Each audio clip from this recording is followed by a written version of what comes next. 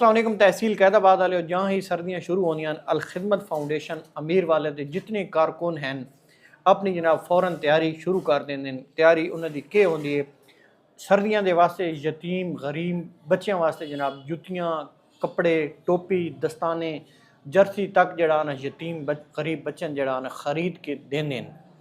उस वास्ते अल्लाह पाक की मदद चाहिए होंगी तो तुहाडे भरावां दा तावन चाहिए होंदा। जितनी दिल खोल के जितनी मदद हो सके इस काम दे विच अल खिदमत फाउंडेशन अमीर वाले दे जितने कारकुन हैं उन्हां दा साथ दो ताकि ये जिहड़ा काम होंदा ना ये वो तोड़ ताईं कर सकें। 2017 तो चाह के 2025 ख़त्म होने वाला हर साल इतनी मेहनत करते हैं। ईद होवे छोटी ईद होवे वड्डी होवे सर्दियाँ होवें गर्मियाँ होवें स्कूल की जनाब यूनीफॉर्म हो गया कोई गरीब फौत हो वजे उदे कबर दफन का इंतज़ाम कोई गरीब या सफ़ेद पोश हजरात अचानक कोई मुसीबत आ वजे जनाब उदे नाल इंज खड़े हो वेंदे जित ताईं अल्लाह पाक की मदद ते तुहाडे भरावां दा तावन होंदा।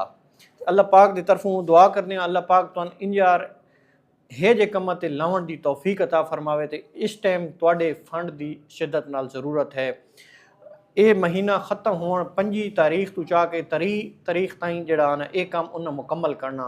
बच्चों वास्ते जनाब जर्सियाँ टोपियाँ खरीद के उन्होंने हवाले करनियां तो फंड की शिद्दत नाल ज़रूरत है। जितनी हो सके साढ़े जितने मैंबर हैं जेडे इस काम सर अंजाम दे रहे हैं उन्होंने नंबर जनाब तले शो हो रहे हैं जैज़ कैश वगैरह जितना तावन हो सके करो ताकि ये नेक काम जड़ा ना बड़ी जल्दी जनाब जड़ा ना सर अंजाम दिता वन सके।